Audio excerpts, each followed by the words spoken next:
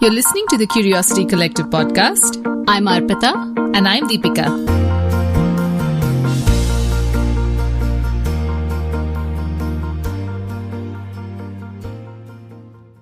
You know, the 18th century Mughal poet Mir Taki Mir once wrote, Dil o dilli dono agar hai kharab, par kuch lutf is ujde ghar mein bhi hain.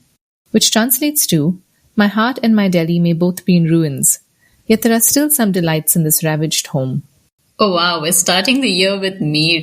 But before I ask you what this is about, I know we've all been complaining about Delhi in recent times, but why was Mir critiquing Delhi back in the 18th century?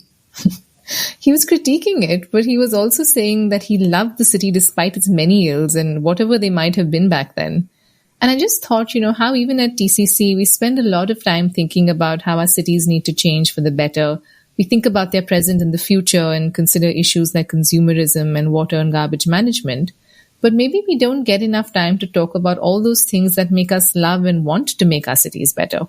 That's true. Like Mir, I love my city, Bangalore, despite the many worrying issues. And like you said, it is exactly because I love the city that I think the work of reimagining it and making it better is worthwhile and important.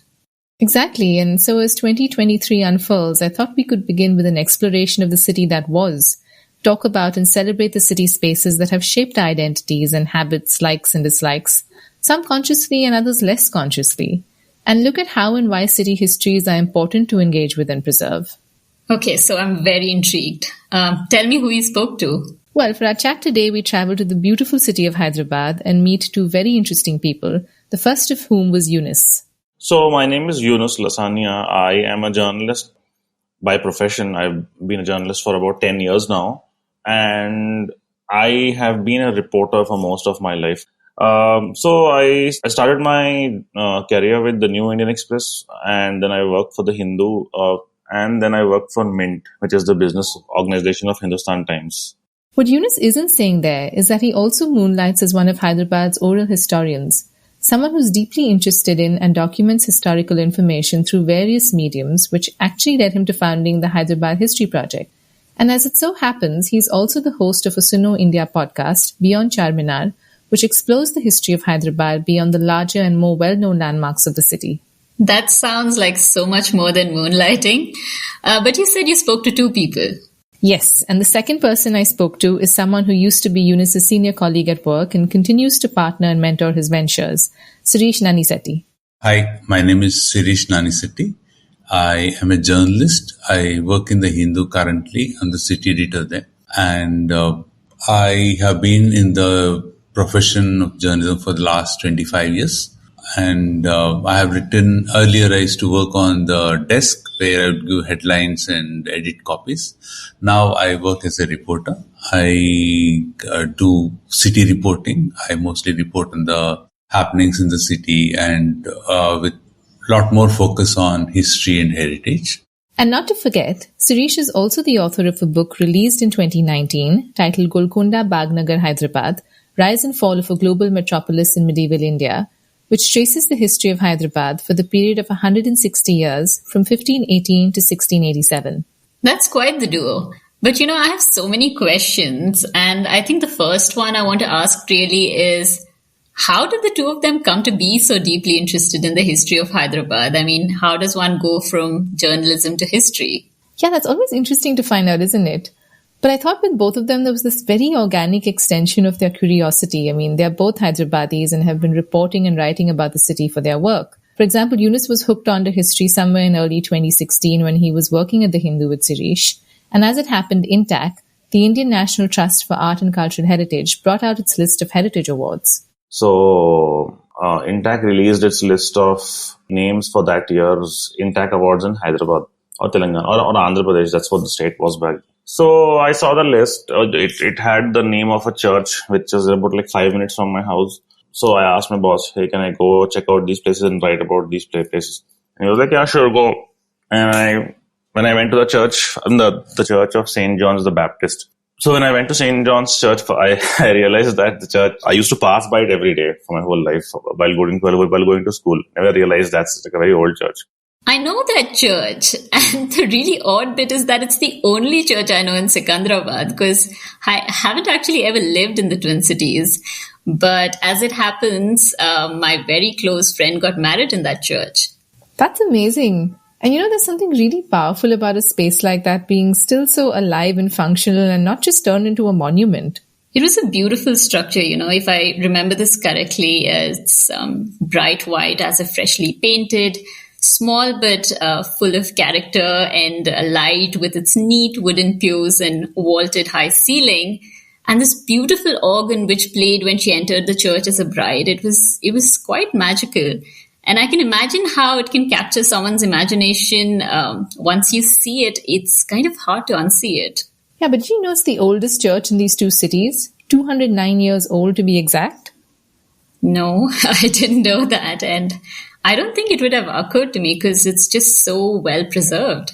And if I may add, that grand old organ you spoke about, it's 113 years old. Oh, wow. You're full of historical facts today. Where's this coming from? Well, courtesy Yunus and his work, of course. Ah, that explains it. I really do wish I had known this when I had visited, and I can see how Yunus must have felt about these discoveries, having lived there all his life. And, here I am getting excited, having been there only once. It's the oldest church of the city, but it's also a very, very important landmark. So Secunderabad is basically the cantonment area of the city, British cantonment. So that is basically the first major physical landmark of Secunderabad also, after it was founded in 1806. Secunderabad was found much later than Hyderabad. Hyderabad is 1591. Secunderabad is 1806. It's like a 200-year difference. So I started with that. Then there's one more, I think there was also the Wesley Garrison Church. Then there was a temple and things like that. So I just started writing about it one by one. And intrigued by these stories and places he was unearthing or seeing with fresh eyes, Yunus's exploration of history brought him to the realization that 2016, as it so happened, was also the 50th death anniversary of the last Nizam of Hyderabad, Usman Ali Khan. Basically, I ended up writing a feature story about Usman Ali Khan through people who had met him. He died in 1967, so most of the people I met were very, very old. So Usman Ali Khan in Hyderabad's history is also known. He was the world's richest man, by the way, in 1937. He appeared on Time magazine's cover. So for a man who was the world's richest man at one point is also somebody who's known as a miser. So I was like, maybe we should do something about this. And that's how I started, going around meeting people. Oh, that's actually, I guess that in a way was also probably my introduction to oral history in that sense. I wrote that story. That story actually went quite well. It did more than well. It went viral, actually. Frankly, it doesn't surprise me that it did. I remember from my visit to the Salajing Museum in Hyderabad, I had seen this portrait of Princess Nilofer, the last Nizam's daughter-in-law. She was an Ottoman princess who was also nicknamed the Kohinoor of Hyderabad because she was so beautiful. And I just got so curious about how back then a young girl from Istanbul must have moved to Hyderabad, what her journey must have been like. And what I dug up was this crazy amount of politicking of royals across multiple continents to get marriages arranged in these fancy families. It was just so bizarre and interesting. I was absolutely hooked. Yeah, and clearly marriage as a way to bring wealth and families together is very much rooted in history. Yeah, but just to pedal back a little bit, what was Serish's story? How did he end up being so interested in the history of Hyderabad? Well, like Yunus, Serish was intrigued by the rich tapestry of stories that unraveled when he started asking his first questions about Hyderabad's history. Usually when we see history or when we are taught history in schools, these are just dates, right? And we just come to know about the dates and we never come to know about the people who were responsible for these wars and battles or how they lived their lives. Like when I was researching about Hyderabad's history, I realized that around Charminar, people were living actually in tents. Okay. So when I say tents, you imagine them to be the small military tents. No, these were massive tents. These stretched over dozens of feet and had canopies which were covered with kalamkari cloth, which were works of art. Okay. And whenever the king traveled, for example, there were two sets of everything. So one set of the tents, the cooking vessels, the paraphernalia of the royalty would go to the next stop. They would go there, they would stop, they would set up the whole thing. And when the king reaches there, he would have a fresh tent is ready, food is ready, everything is ready, just like the earlier thing. So this is the kind of life, if you read about it, you'll say, oh wow, this interests me. We rarely get to know about the food they used to eat, right? So this is what made me interested. I love what he's saying there, and it's just so true. I remember that long sheet of dates one had to memorize back in school and just sort of reproduce unthinkingly during exams. Without stories to animate them, they were just random numbers one was mugging up and regurgitating. I don't know how we've forgotten that the word history actually has story in it. The beauty of storytelling. I mean, that's what I've loved the most about it when I started studying history in college. And really, Serish was full of so many stories. For example, he asked me to guess which language these people back then spoke in. And can you guess? No, not a clue. Well, it was Dakhni that was spoken in the Qutub Shahi kingdom in the later part, after the 1590s. Not Persian and not Hindi. So Dakhni is actually an amalgam of multiple languages. It absorbed the information from Marathi, Kannada and Telugu. It is a language born in the region. It is not like Urdu. Urdu means Urdu's origin, name, all are related to Persian and camp and all those things. Like Dakhni is for Dakshin, the south. So it is a language which has the name of the south and which has the stamp of the south. Like in the sense, we talk about how, Nako. These are Marathi words. Okay. How, Nako is a small tweak of Marathi words. So when you travel in the Deccan region, for example, if you go to Latur or if you go to Gulbarga, the language that is spoken, you can easily understand. You can converse with those people. Even in regions of Andhra, there are places where Dakhni is understood. Even in regions of Tamil Nadu, the Dakhni is understood by people. They speak that language. Okay, so we never learnt about this in our school education or even in newspapers. They don't carry stories like this. Only now people are interested. Dakhni, the language of the Deccan or the southern people. Wow, I never quite thought of it like that. Right? And this Dakhni that we're talking about is different from the Dakhni which is spoken now, but it does totally change how you think about the language and about the region, doesn't it? Yeah, how languages evolve to facilitate communication across the region. Now, if you were told this versus just being asked to mug up facts, wouldn't it have been a totally different experience of learning history? Oh, absolutely. This feels more lived in and colorful and sort of evokes your imagination, which of course is in stark contrast to a list of dry dates. Exactly. And as Serish and Yunus continued with their research and writing, they realized that these stories of lived history were not only missing in the textbooks of children, but in general they were just hard to access. I don't think there is any one particular platform which I could actually find back then to, say that, look, this is a place where I can go learn about Hyderabad. Like, if you wanted to learn about Hyderabad, you would have had to rely on old books. You would have had to rely on only archival material. That's very true. I mean, there are museums, but they're not quite as common and they can sometimes seem so separated from the city of the present. Yeah, and even when you visit historical monuments, you often don't know what you're looking at in any detail, which makes certain structures special. When they evolve, the stories behind them, all of that. So then I thought, what, if I can't write for the newspaper, I can write somewhere else, at least like on my own. So that's when I started the blog called the Hyderabad History Project. So it originally began as a blog. Yet he felt that the reach of the blog was also limited, and the search for a space that would be truly attractive and reach a greater number of people was on. I somewhere thought, okay, you know what, maybe I should just go to Instagram. It'll be a lot easier. So that's actually one of the reasons why the Hyderabad History Project on Instagram started.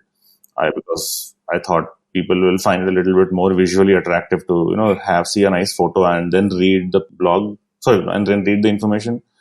And that was the inception of the online space for this very interesting project that has since grown on Instagram to have almost 13,000 followers.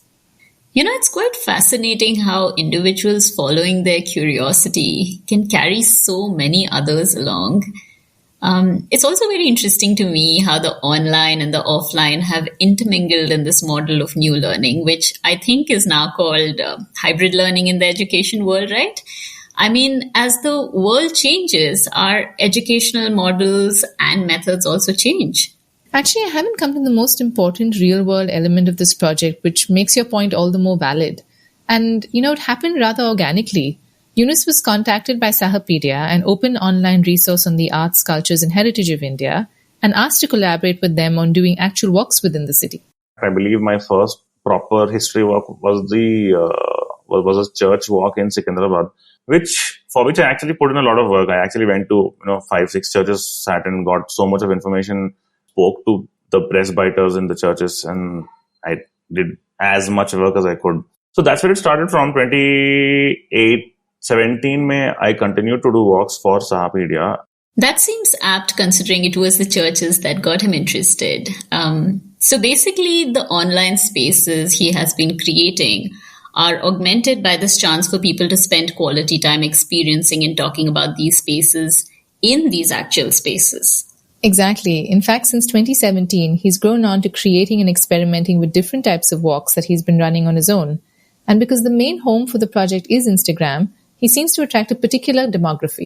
So there are very few elderly people who come. So if they come with their daughters and sons and children, and like someone gets them. They don't find it on their own. So most of the time, it's people who basically who are young, much younger.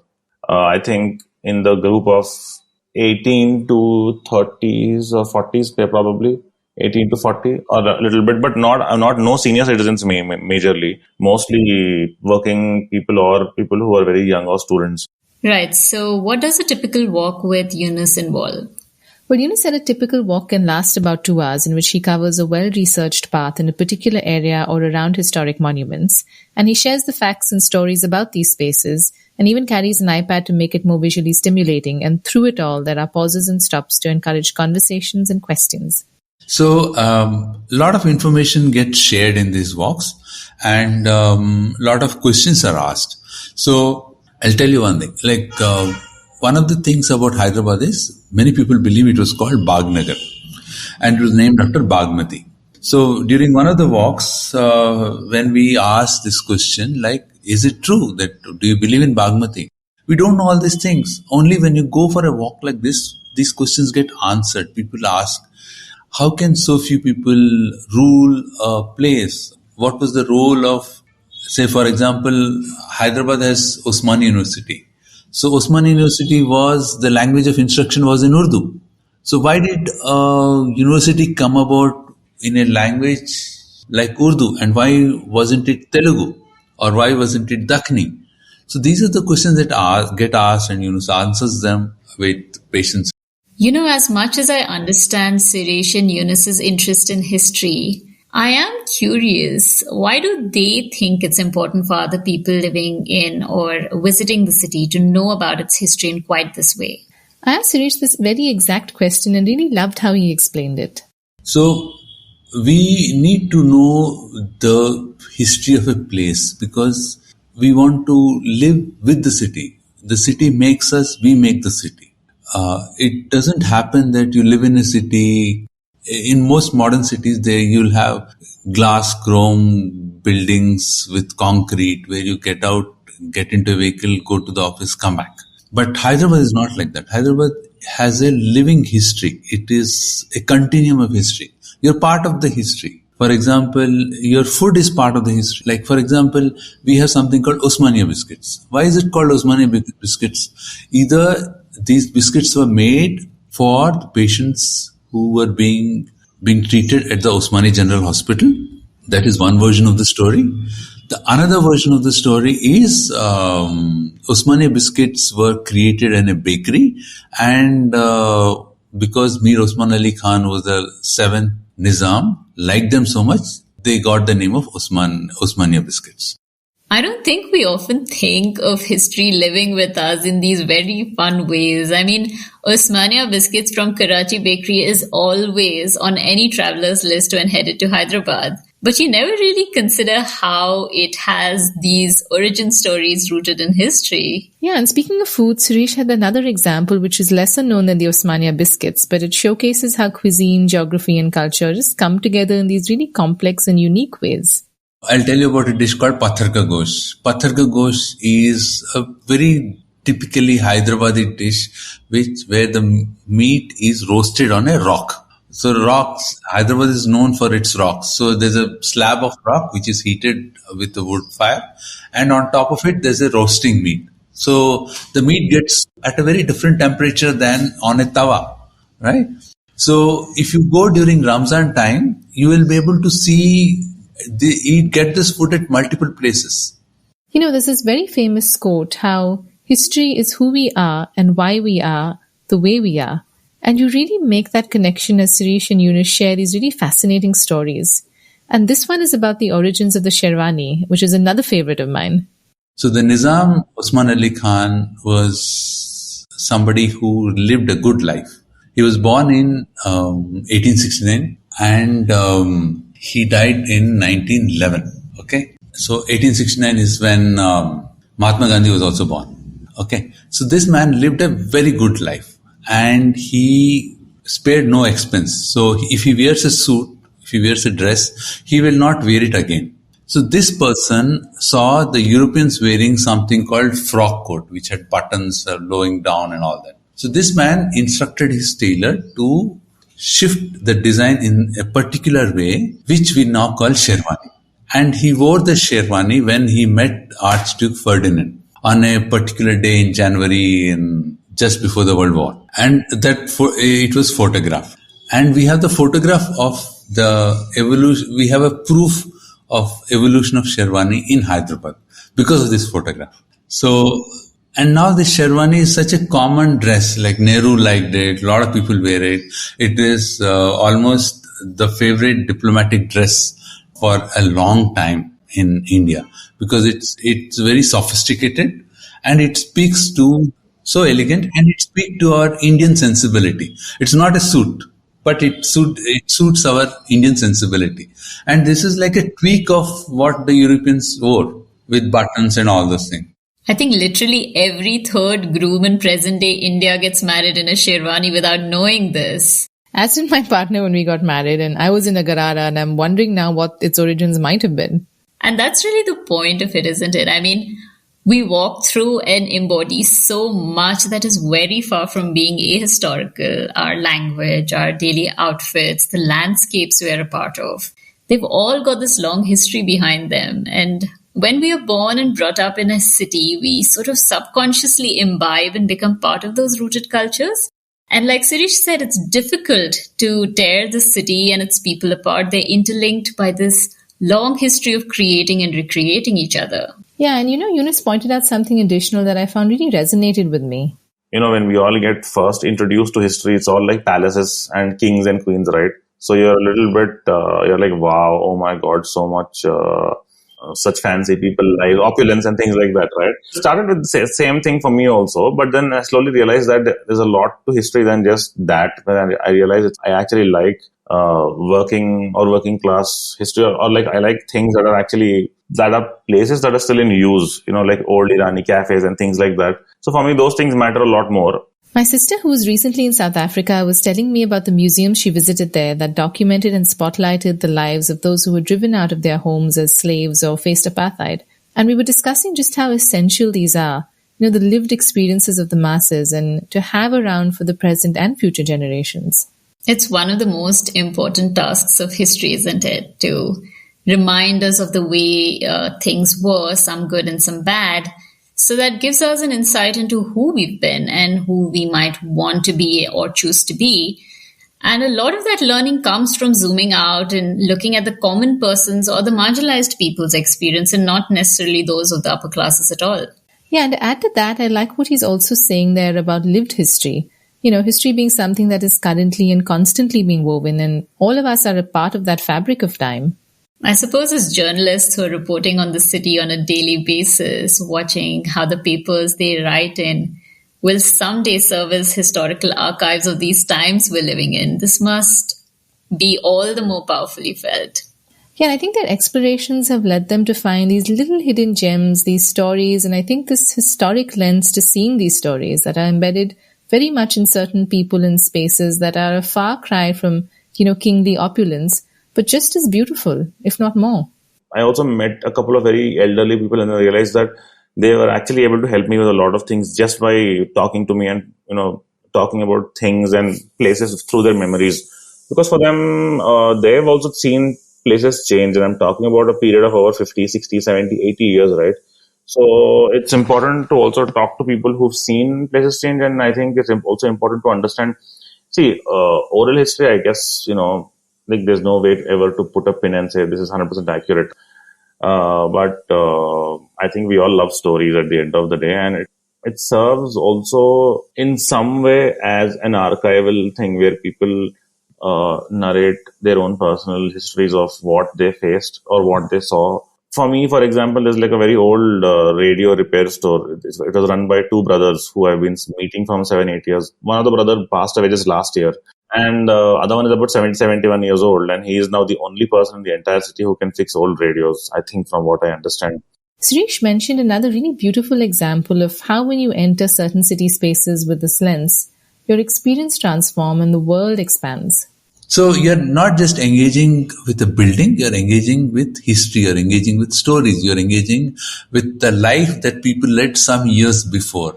Okay. Like for example, you can walk on a lane near Hyderabad, near Diwan Devdi. It is called Chatta Bazaar. So you go there are calligraphers who draw calligraphic wedding cards and all. They make those things, right? So, like for example, if somebody, for example, who likes typography, he comes to Hyderabad. He goes to that Chatta Bazaar, he will be amazed at the kind of skills these calligraphers have. So, you may be working with Adobe TrueType fonts or PostScript fonts, but when you see the real art of a calligrapher, you will be like, oh, this is how the writing evolved. I'm reminded of my time in Ahmedabad when the construction of the Sabarmati Riverfront project led to the removal of the Ravivari or the Gurjari Bazaar, which was a 600-year-old Sunday market actually established by Ahmed Shah, who is credited with establishing the city of Ahmedabad.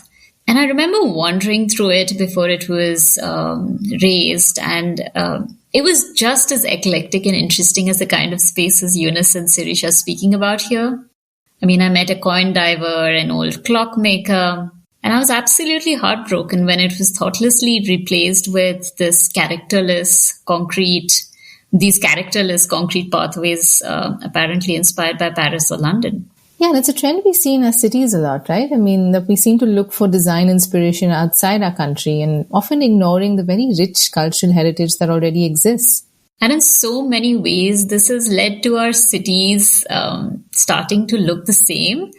If we understood the evolution of these spaces better, I suspect we'd fight for them a bit more and not be so easily taken in by these ahistorical imaginations of our cities.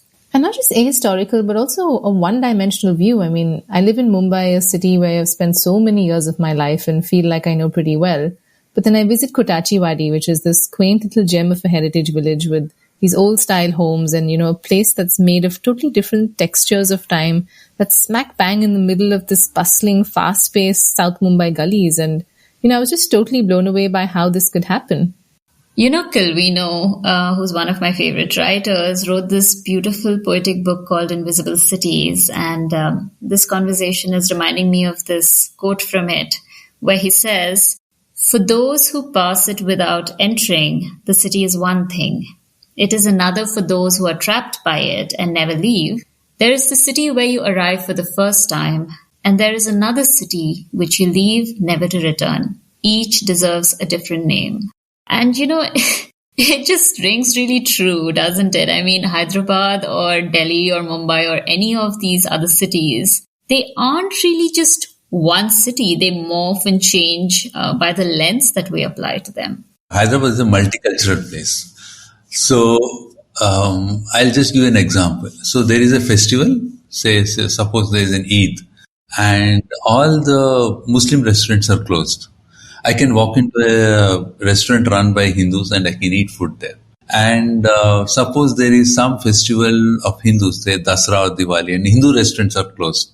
I can walk into a Muslim restaurant and have food there. So this is the benefit of living in a multicultural city and a historical city. Like, for example, during Ramzan, a lot of people go to Hyderabad to see the city.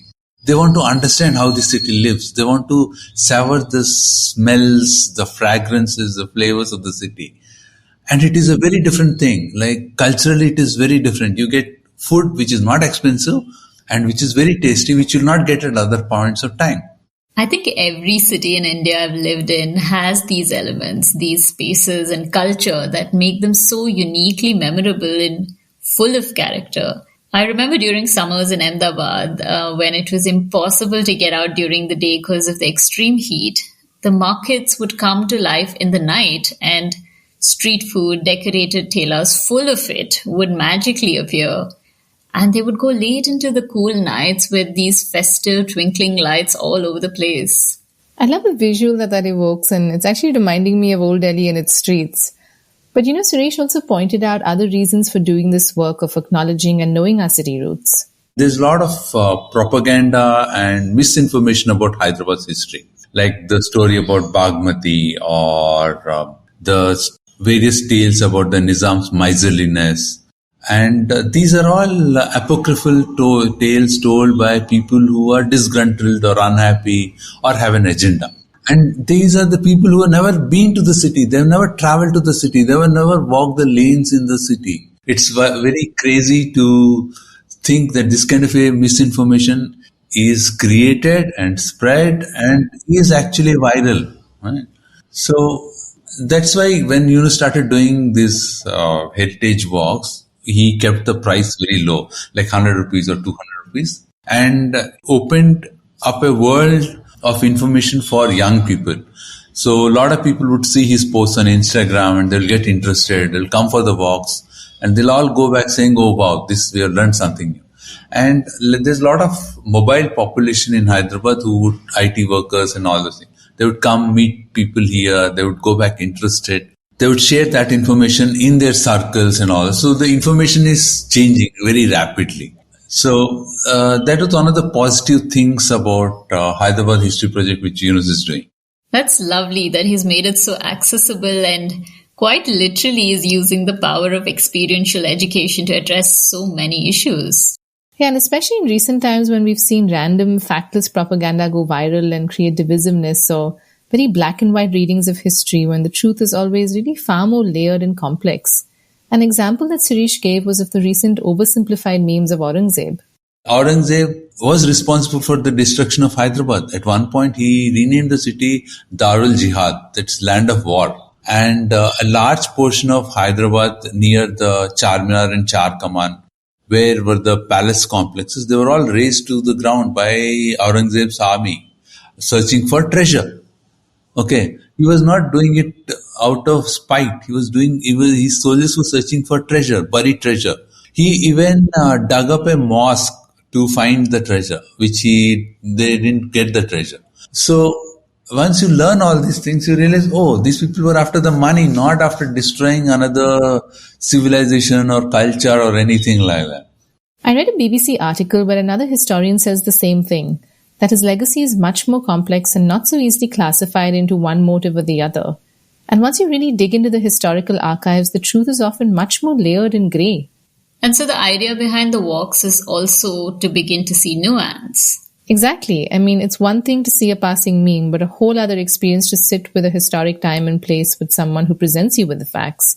I mean, you give your attention to the issue for 3 or 4 hours and really get a chance to consider the multiple facets involved and not to jump to any hasty conclusions. Mark Twain has this famous quote where he alludes to the idea that travel is fatal to prejudice, bigotry, and narrow-mindedness. And really, these walks in this project embody that same principle. Once you spend some quality time dipping yourself in another time and place, even within your own cityscape, you find yourself changed in so many ways. We should care for them because we are just custodians for the next generation. We are not going to live forever. Nobody is going to live forever. We are just passing atoms. We pass and it's over. But there are these are the memories. A city is also its memories. It's every city. Like, why do Indians go to a European city? Because they want to see the history. They want to go to the Oxford Street, or they see the Oxford building, or they want to go to Paris and they want to go to, say, New York, or say Portugal, or say Spain. And where do they go? They go to these historical hearts of the city. When they go to Rome, they go to St. Peter's Basilica. Though they are Hindus, they go to St. Peter's Basilica. Okay, they're Muslims, they go to St. Peter's Basilica. It doesn't speak to their religious sensibilities, but it speaks to their cultural, aesthetic sensibilities. And we want to know about our past, and we really want to know how people lived then, and what did they eat, and how did they live. So how are we connected to them? Yeah, absolutely. We've seen so many examples of this in our conversation today, haven't we?